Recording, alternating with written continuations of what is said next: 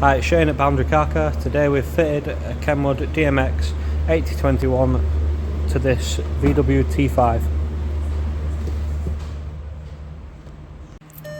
For this one we didn't need any steering wheel controls or fascia plates. It's a straight fit into the slot. And this unit comes with DAB, Bluetooth, FM, wireless Apple CarPlay and Android Auto, HDMI input, which I'll show you in a minute.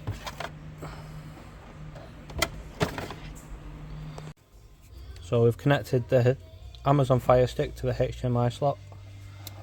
Now we can use the Amazon Fire Stick on the radio.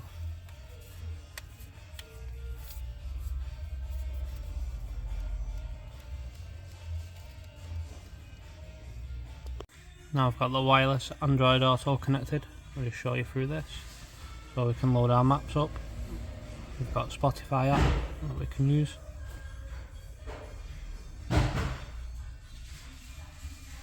Messages will be read out to you and then you can talk to it and reply.